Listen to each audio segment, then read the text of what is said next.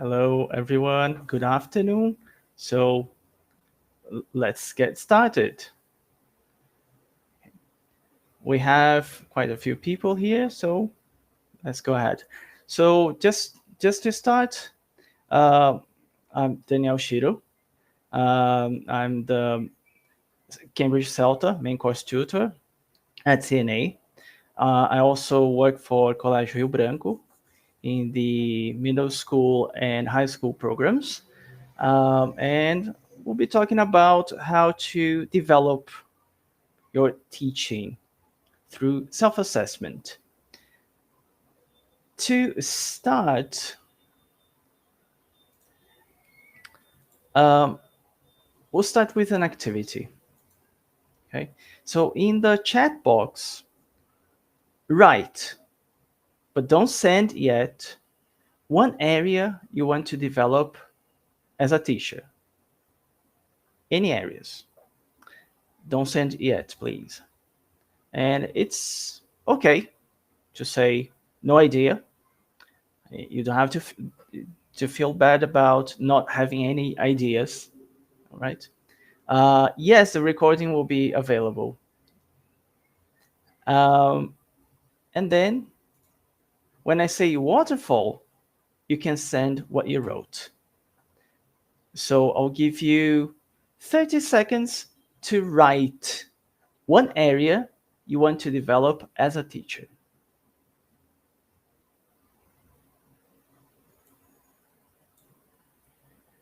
Okay. Hi, Fabio. Hi, Clarice. Um, yes, the recording will be available. Okay. So everyone ready? So when I say waterfall, you press enter and you send one area you want to develop as a teacher. So let's go. Waterfall.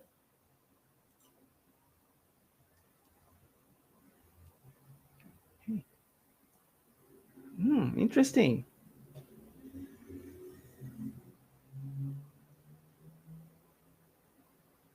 Right, time management, pronunciation, assessment, implementing more games. Interesting. Culture, teacher pronunciation, TTT, Fernanda. Assessment. Okay, great. Time management, classroom management. Great. Giving feedback. Also, wow. So, Michael, entrepreneurship. Okay, great. Assessment. All right. Class planning. Energetic classes. Great ideas. So, we'll be talking about some of those things. And then, if you have questions, you can send questions in the chat. And then at the end of this talk, I'm going to try to answer some of the questions. Okay, great. So first things first.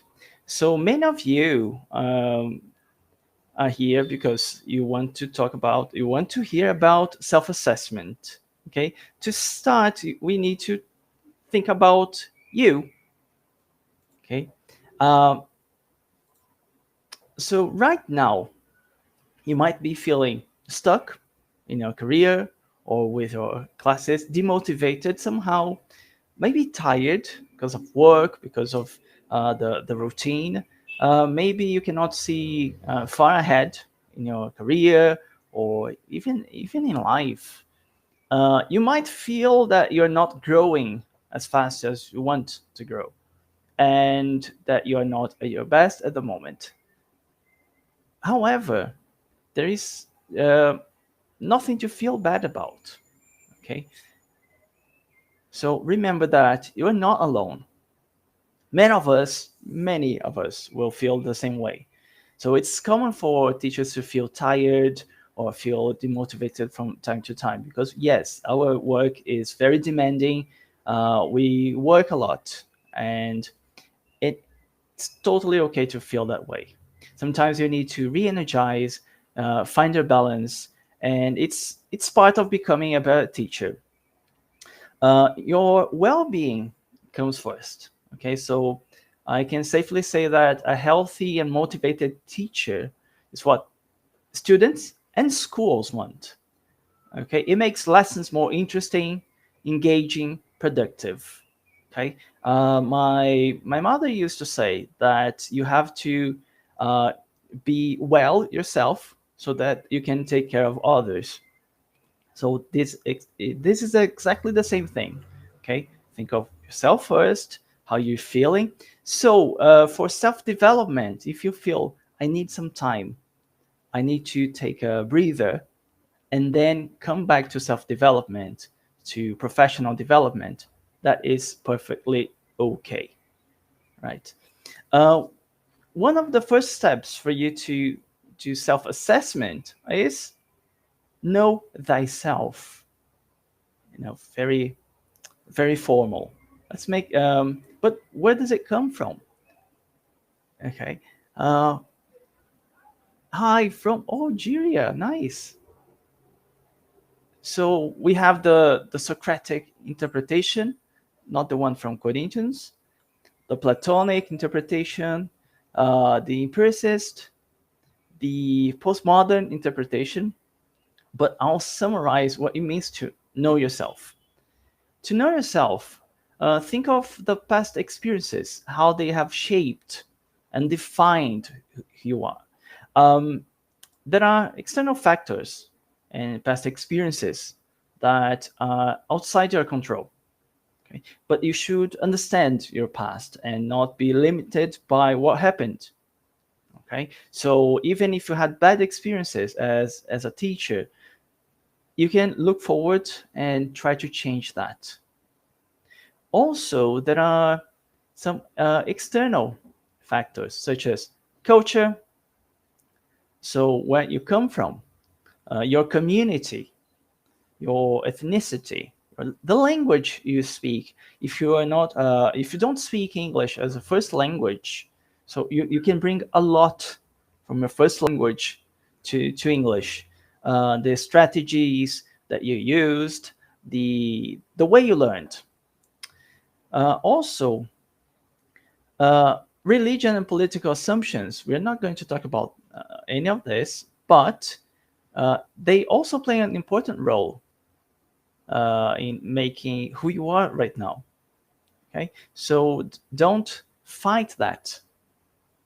So knowing yourself is also to recognize your full potential for knowledge while breaking away from ignorance. Here, I'm not talking about ignorance in the sense of being stupid. No, we are talking about ignorance uh, about in terms of not knowing things, not knowing what you could be doing, not knowing, not having the knowledge. And the last one is the Socratic idea that true wisdom is knowing what you don't know. Because it's impossible for someone to know everything. But recognizing that there's a lot we don't know and working towards learning more should be a lifetime goal for anyone, especially teachers. So today, you might know something, but the next year, you might be a completely different teacher. Why? Because you deconstructed what you know and started building on top of that. So, in terms of reflection, think of why do you teach? What makes you get out of bed every morning? What motivates you to keep going? What enjoyment do you get from teaching? So, finding this inner motivation can stop you from thinking that you are not developing.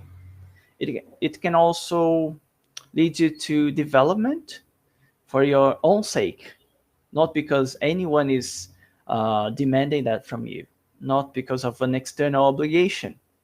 So if you want to learn and feel that you're learning and feel good about that, That's the most important thing. And what is the context in which you teach? Think that we often adapt to the students we have, to the materials we use, to the schools we work for. So understanding how you adapt and how you imprint your own teaching beliefs without denying the context can give you some peace of mind. It can ease the conflict between who you are as a teacher and your environment. You may not like some of the activities in the course book, but then you can adapt. You can use your own knowledge. You can use your skills to adapt that. And you are the only person that knows your students as well as you do. So no course book, no materials will be able to 100% care for all their students. So you need to adapt. So you need to know the context in which you teach. Also think of, how did your students help you become the teacher that you are now? You might have had difficult students that at the time you thought were really challenging, really difficult. But in hindsight, they were actually teaching you to be who you are. So adapting to our students means that we are constantly trying new things to find the best approaches, to find the best techniques, to find the best methodologies to teach our students.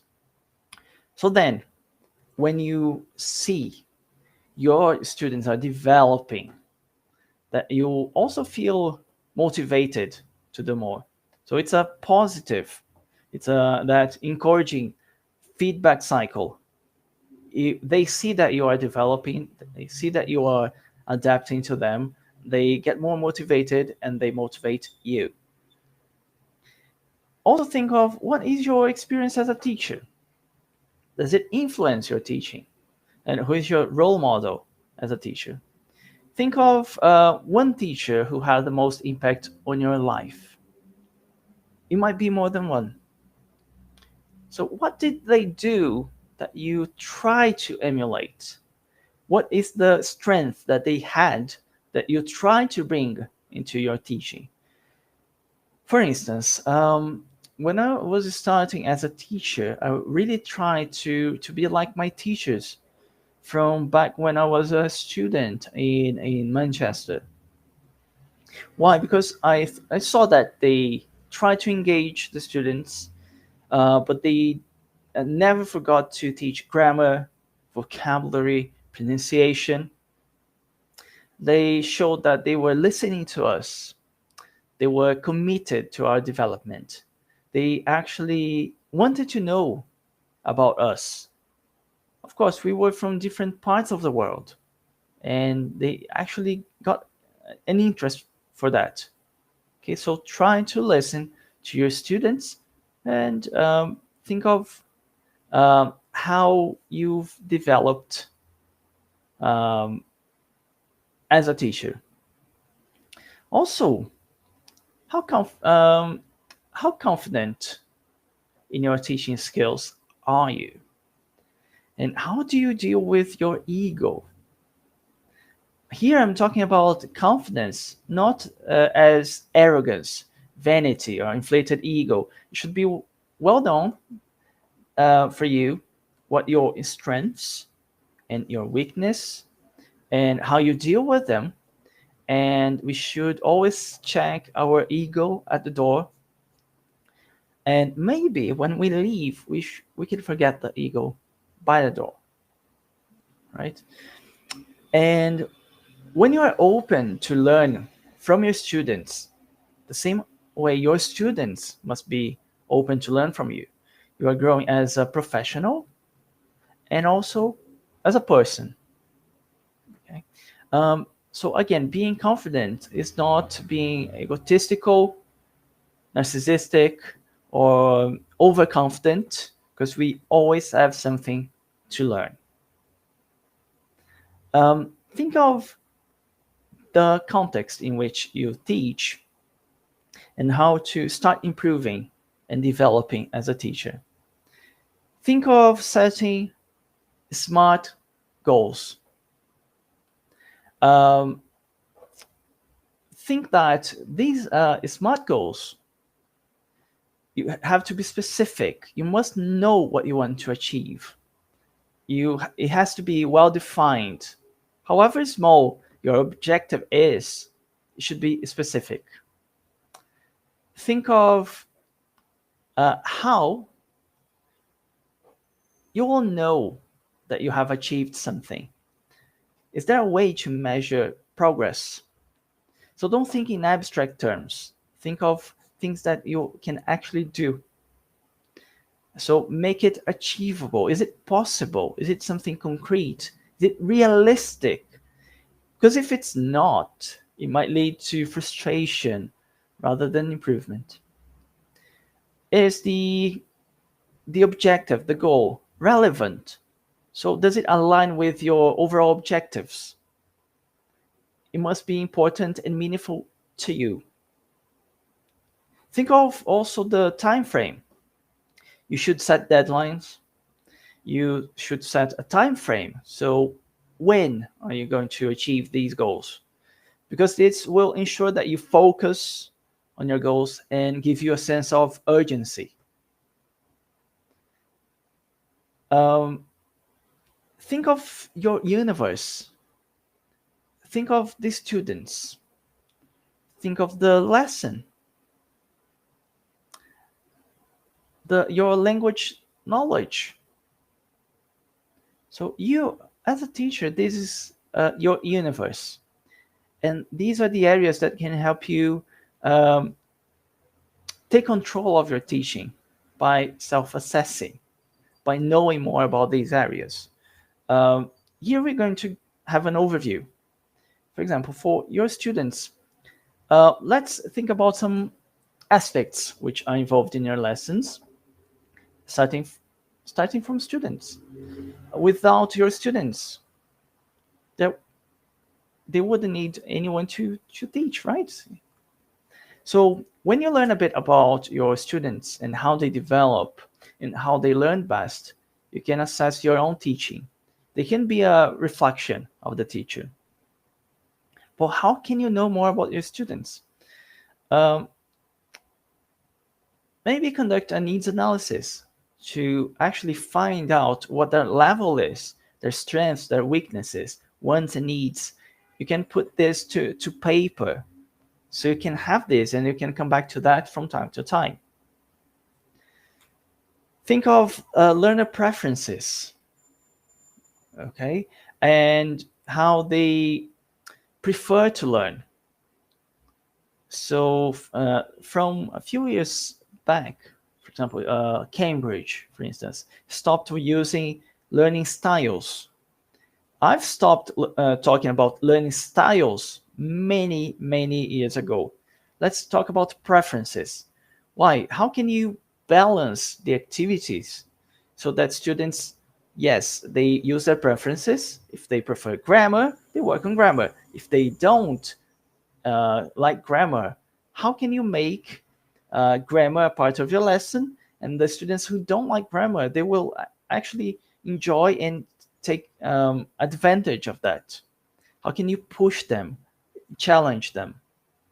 Set clear goals for students. What do you expect from students?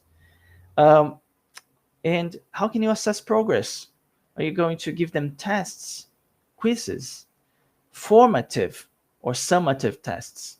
Remember that formative tests are the one that will show you how you can adapt, to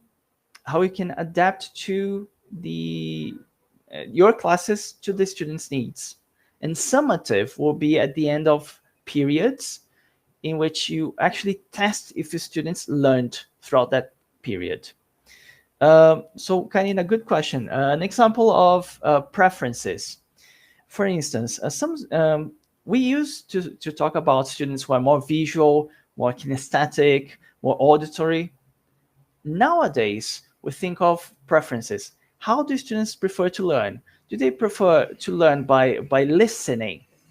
So if they prefer to learn by listening, are we going to just give them listening? Are we going to let them not make notes or not do some reading activities? Quite the opposite. We can use the listening skills, but we also have to develop the other areas. We can show them how important reading will be for their development. If they prefer to do grammar exercises, we can show that they need to actually use the grammar more in speaking, in writing, and recognize patterns of grammar within texts instead of just saying, so you like grammar, I'm going to give grammar. No, we have to help them develop the other areas. Frequently for exam students, I found that some of them really like speaking and they develop speaking, but then they have to write in exams. And then they have never worked on writing. And then we have to start from there. We have to focus more on writing. Okay, great. Think of how does the progress of your students say about your lessons and about you? How you need to change? How do you want to change? Okay. So, for example, if the students are having low performance with grammar, so how does that say about how you're teaching grammar? It's either you are not getting through for students, they are not having enough practice, or you are not making the grammar clear enough for students. So try to adjust to that.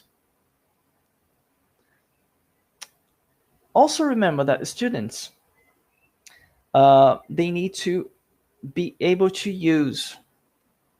Having studied something does not mean that students know how to use it. Let me give you an example.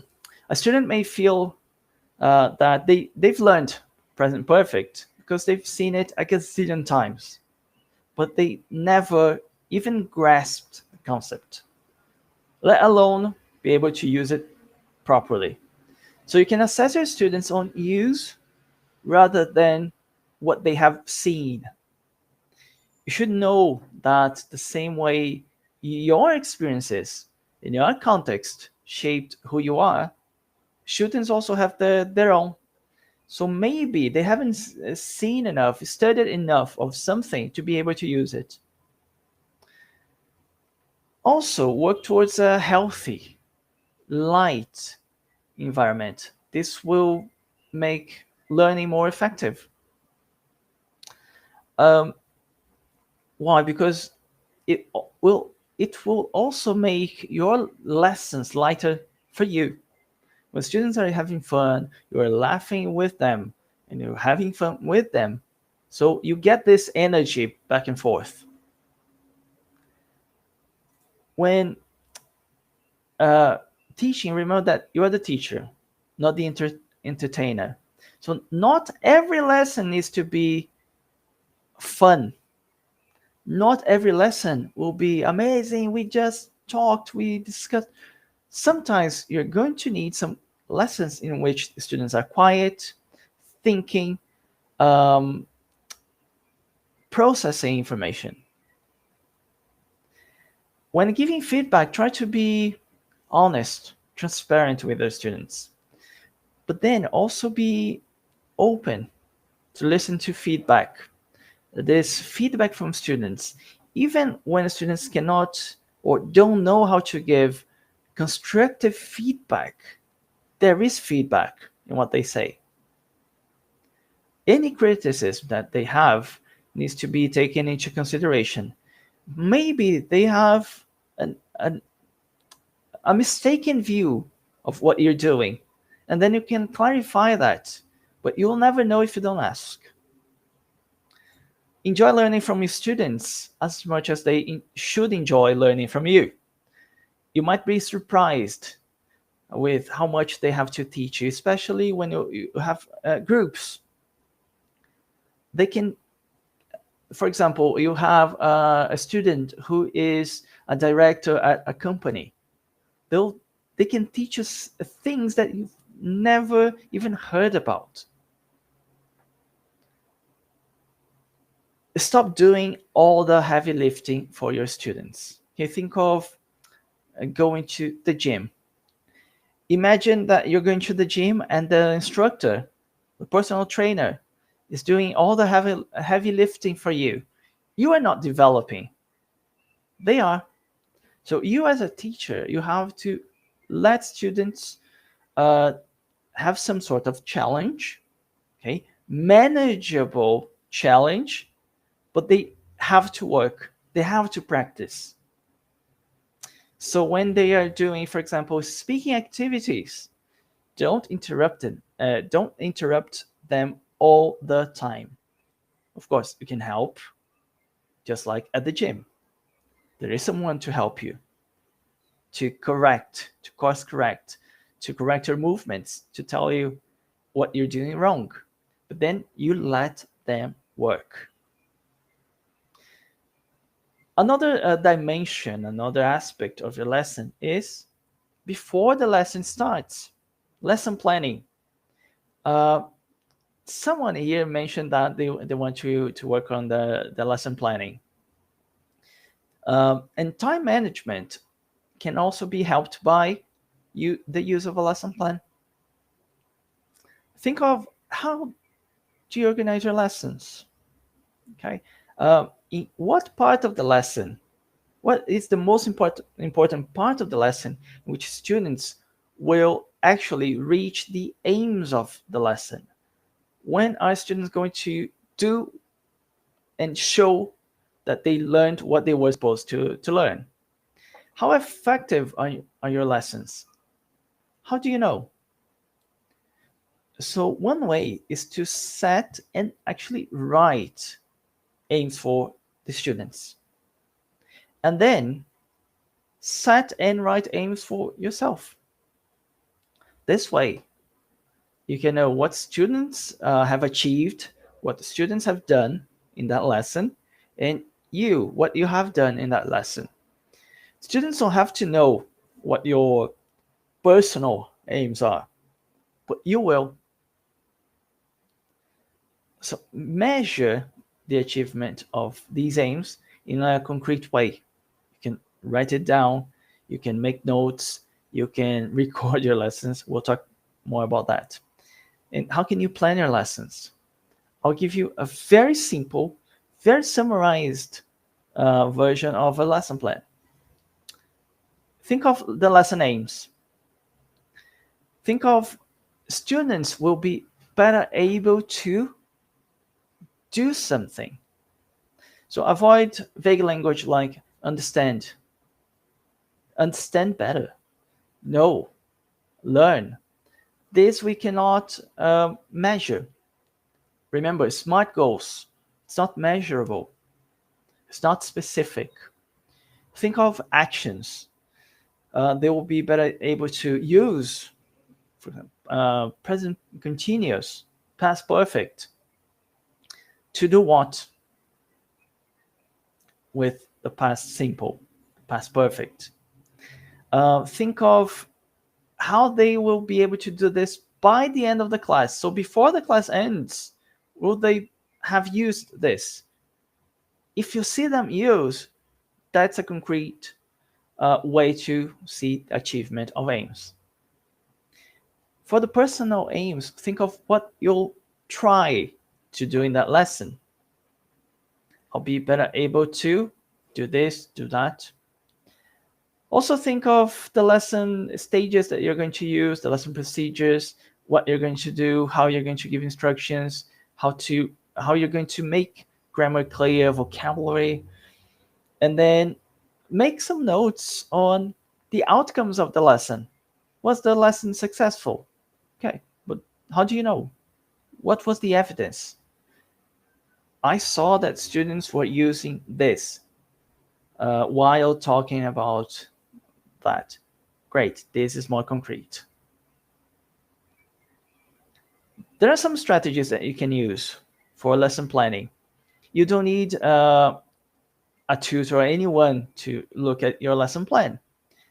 But select one, just one. If you have 30 lessons a week, pick just one lesson in that week.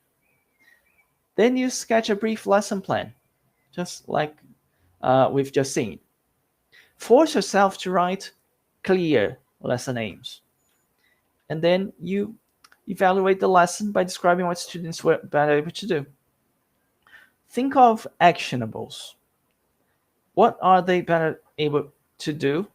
For example, with skills. Or, for example, use present perfect to talk about life experiences.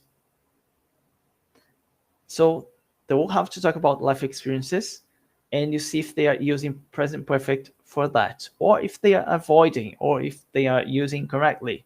So be rational about this, be critical. But again, don't be too hard on yourself. You are probably going to learn more about the lessons that fail, the lessons that don't go as planned, than from the lessons that, those easy lessons, that uneventful lessons that are easy to teach and nice, everything was great. But the ones that didn't work will teach you a lot more. Make notes on what you can improve from for another lesson of the same type. If it was a speaking lesson, the next time you teach a speaking lesson, go back to this one, to your notes. Say, could have done this, so I'll do this for next time. This way, you can experiment with your lessons, test what works for you and for your students. And there is no need to beat yourself for mistakes you make. You need to learn from them. Even, for example, some of you here, I know from the CELTA. And even during the CELTA, if you fail a lesson, but learn from that lesson that failed and learn how to fix those problems, how to develop, how to improve on that, it's development. You're showing that you're growing. And it's okay to fail lessons, but it's much better if you know why this happened. And it's much better to make small, steady, incremental changes every week or every month, rather than never getting to do anything about your teaching. If I'm not mistaken, I'm not going to quote directly, but I believe that it was Penier that said that a teacher teaching the same lesson, doing the exact thing all the time for 20 years is not as productive, as good as a teacher who always tries to change and develop. I can say that 6 months of making those changes, learning every week, is much better than 20 years doing the same exact thing and not being aware of that. And the last dimension that I want to talk to you about is the language knowledge. First of all, how confident are you with your own level of English? Your level of English may be enough for the classes or groups you have. However, there is always the challenge of knowing more, not only in terms of complex language, but also knowing what you are teaching in more depth. This means that you can get, for instance, the present continuous, which you've probably taught more than 100 times. But how could you make students use it more accurately? Do you know all the problems students might have with this particular structure? Can it be used only to talk about present? don't forget that we can use it for future arrangements. For example, we are starting the webinar at 4 p.m. on Friday. So this kind of thing that you research and learn about can also help you teach with confidence. The same goes for vocabulary. You can also develop, expand your repertoire, open the range of your vocabulary. So you know how to teach from beginners to advanced students. So what can you do to improve? There was a question here about preparation for Cambridge exams, for the C2 proficiency, for instance. This is a way to improve. Okay, so we can look forward language development courses. There are some colleagues, some peers that offer language development. You can read extensively and make sure you notice new language, make some notes, so you can write them down. You can highlight. If you use Kindle, for example, Kindle will if you highlight a word, it will show the meaning of the word. Think of writing to practice. Don't let my students hear this, but you as a teacher, yes, you can use AI to correct your errors, to provide you with quick feedback, even to transform your writing to a more advanced version, more complex version, so you know where to improve. This is a good way to use AI. Not to do the work for you, but to show where you can improve.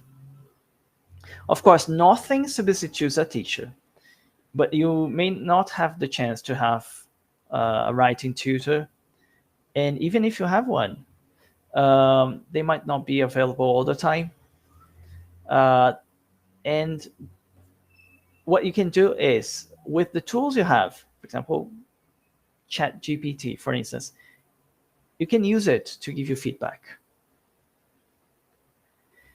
You can prepare your students for international exams. Why? Because this will force you to study and understand the format.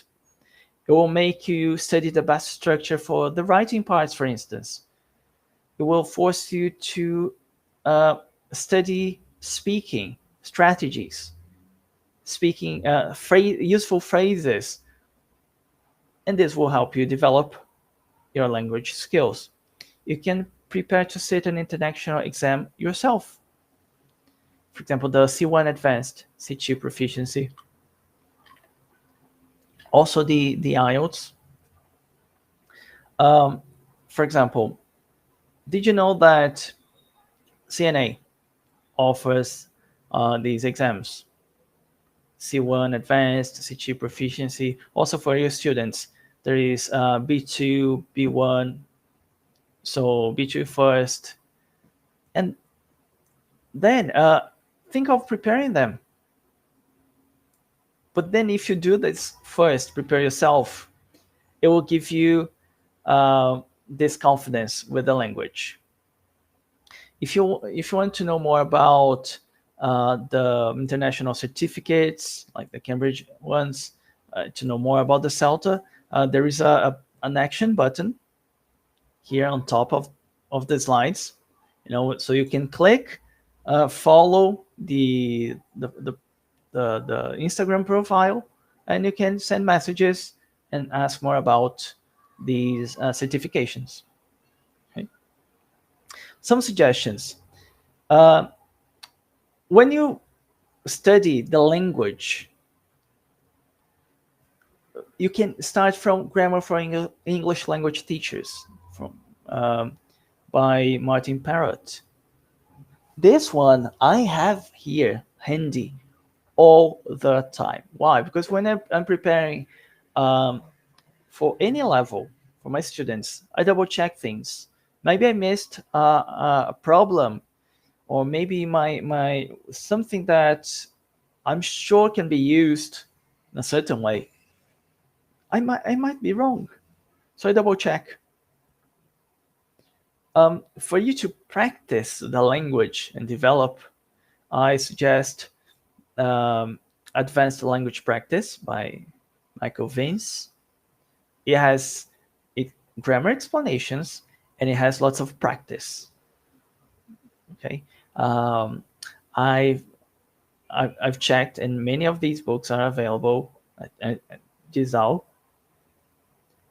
This one I really liked. I'm a huge fan of Professor David Crystal. Um, he, he's he said that he's not an English teacher. He never taught English, but his ideas came to English language teaching, and they are amazing. There is also practical English usage. So some things we take for granted will be there with explanations and examples. And I'll mention a book by one of my best friends, great friend. This one by Igor Cavalcanti. Why? It has explanations in Portuguese. So if you're not very confident about your level of English, there are explanations for you in an easy way, in a very objective way. So I do recommend those 5 for you to start developing your language skills. Let me give you some suggestions that you can implement like tonight. A teaching journal. Oh my God, is that a diary? Dear diary. No. By creating a teaching journal, you're going to record your development, and then you can go back to that. Of course, you can write, Dear diary, I did something wrong in my lesson today, and I regret that. Next time, I'll do that. But I don't think that's useful. Try to include some lesson plan sketches. I've seen, I'm not going to mention names, but I've seen the author of the book is Igor Cavalcanti. Okay. He's also a great teacher, great presenter, and I do recommend that book. I've seen a notebook with lesson plans, simple lesson plans, but that the teacher wrote and printed some, and from time to time, pasted the lesson plans to this notebook. This notebook was huge. Okay, I was surprised, and it was amazing to see that. So there were some personal aims, some notes. You can track students' engagement and progress lesson by lesson. Using, for example, the smiley faces, or the thumbs up, thumbs down, or arrows, lesson to lesson. You can make language notes. So when you're going to teach, for example, the present continuous, you can make some notes from the grammar for English language teachers. So it will help you gain more confidence. You can make notes of feedback you receive and give. Okay. This might be something simple, small, but I'm sure this will boost your teaching and build your confidence. Also remember to establish SMART goals, and then you can actually write them down. Okay. Someone said that when you don't write your plans, they are not plans, they are just wishes. Okay. So if you write them down, they will also force you to go back to those, read, and try to improve on those. Try to, this is awful. I know, this is awful for most of us. You can film yourself in one of your lessons. You can pay attention to how you give instructions, if they are clear, the student's engagement, your body language, how you move around the room, where you're looking. For instance, we tend to spend most of our time looking to the students on our right side. So are you giving attention to the other students in the other part of the room? Your board work, is it organized? Is it legible? Are students having fun? Are you having fun? Are you seeing how students are enjoying the lesson? I know this might sound awful. For example, I would never want to watch the recording of this webinar ever in my life, but I'm sure at some point I'll have to do that. For professional development, you can start reading on methodology, on teaching techniques. Good starting points are The Practice of English Language Teaching by Jeremy Harmer, Learning Teaching by Jim Scrivener, and also get the book to prepare for the TKT. So yes, Michael, watching your own lesson is painful sometimes. Like, oh my God, I don't believe I said that. The first lesson I watched back when it was in a training session that I was having as a novice teacher, and then I dropped the CD player at the time. Okay, almost 20 years ago. I dropped it, so I almost broke the CD player. I also tripped on the fan. It was one of the most ridiculous things.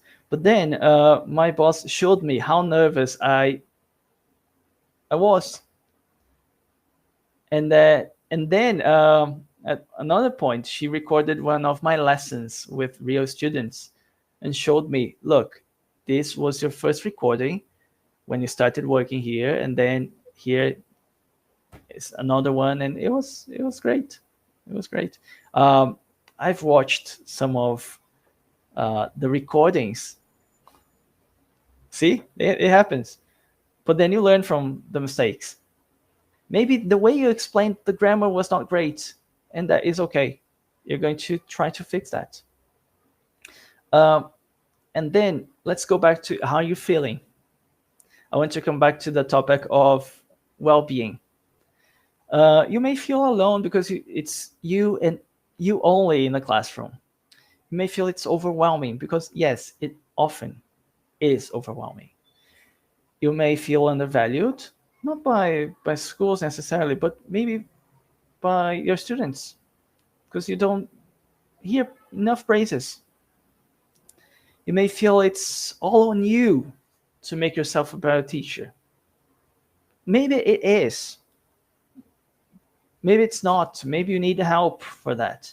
So remember, again, you're not alone. Don't be an island. Don't feel isolated from the world. Even if you live very far from the main centers, like São Paulo, like Rio, you don't need to feel bad about that. You don't need to be far from everyone else, because together we are stronger. So use your network, the professionals that are around you. Don't be afraid to ask for help. Okay, I'm sure teachers will want to help each other. Ask another teacher to observe your lesson, but make it objective. You can ask them to record your lesson, but then give them your lesson plan, even if it's a short one. Ask them to observe specific things in your lesson, the classroom management, and so on. Have a feedback session. Ask your peer to give constructive and honest feedback. Set SMART goals for future lessons. And you can observe each other's lessons. Also offer to provide them with feedback. One good exercise is you plan a lesson, your peer will plan the lesson, and you swap lesson plans. Then you teach each other's lessons. It can go completely wrong, but it could also be really good. So you try to be in your peers' shoes. And having another set of eyes uh, to to to spot areas for development is extremely valuable. For example, I've always been lucky to have people who were helping me push forward. I had good teachers, good tutors who observed my lesson, gave me feedback, kept pushing me. And for example, um, I'll give an example of my wife. Okay, she's one of the most dedicated, most talented, most inspiring teachers. I see how students admire her, they like her, and she's a qualified professional. And she teaches in a big school in São Paulo. So sometimes I run my lessons or some lesson ideas through her, and she gives me feedback. And she's quite honest, like, don't think that would work. I don't think that's a good idea. Or maybe there is a problem here. Maybe you could do this instead. Okay. And we've been doing this, helping each other for around 15 years now. Okay. And you have no idea how we improved over the years. So you don't need to get married to a teacher for this, right? But have people close to you help you with feedback and run your ideas by them and exchange ideas as much as possible, even online in forums. Also, for professional development, you have workshops, webinars, you can attend conferences and associations. For example, Brustiso, ISFO, TESOL. I do recommend Brustiso. Also, for professional development, try the TKT preparation modules 1, 2, and 3. Again, CNA offers those. There are language development courses, preparation courses, crash courses, webinars, and workshops just like this one. And of course, I'm going to talk about the one course I love the most. Okay, I'm a CELTA tutor, and some of you here have been have been in the CELTA with me as a tutor. And yes, I'll post the links to the associations, and think of taking the CELTA, because it's a certificate in teaching. You're going to have input sessions with theory and practice. Learn how to plan a lesson to the minimum details. Teaching practice with live real students. You're going to receive constant feedback on your lessons, on your lesson plans, on your development. You have a supportive environment, at least at CNA. You have me and Sergio as tutors. We try to create this nice environment in which we are going to, yes, the CELTA can be stressful, but we try to reduce this stress. And you can have the support of your peers, the other candidates taking the CELTA. You're going to have experienced tutors looking, with a clinical view of your lesson. All the courses are externally assessed. So yes, there is quality assurance. It's the most recognized teaching certificate in the world.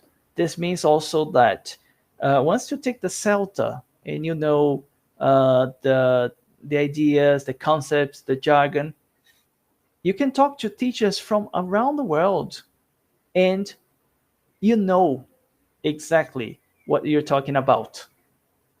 Some of you that who took the CELTA may have flashbacks with some things I mentioned. And yes, we have Maria. Yes, it's great. It was a great experience. Um, Leonardo, Leonardo was amazing. Luciana, amazing. All amazing uh, candidates. They got the CELTA. They survived. No one got hurt. Um, I not many cried. They cried when they were getting the certificates. Okay, and I have the link, this link for certificações internacionais, and you can click on the link here for certificações internacionais at CNA, and for to know more about the CELTA. And you can also find me on Instagram, on LinkedIn, and you can even send an email to celta@cna.com.br, and then you can ask questions. And you can also send me messages by Instagram or my LinkedIn. I'll try to answer them as the best I can. There was, if you have some questions to send, here about preparation courses for CP, for C2 proficiency. There are many courses available online, okay, with qualified teachers. I haven't been running those courses recently, but I know that if you get in touch with CNA, this can be arranged. Okay. Any other questions? Do you ask your students or teachers to evaluate you, asking for feedback? Yes. For example, for the CELTA, it's externally assessed. There is feedback involved. And then from this feedback, this external assessor will arrange and filter what's relevant, what is not, and then will give us feedback and criticism. Yes, a lot of criticism. After all, it's Cambridge. We need to adhere to some standards. Okay. And I'd like to thank all of you. If you have questions, great. But I really enjoyed having you all here. And I hope to see you in the CELTA, in conferences, in Brastiso. Okay, so thank you very much once again. And for all of you who took the CELTA with me, please don't be strangers. Okay. Yes, I'll make this presentation available through my Instagram. How about that? Or if you send me a private message, I'll send you the link. So thank you very much, everyone. And I'd like to thank also Disal for hosting this, and CNA for trusting me with the CELTA. Okay, thank you very much.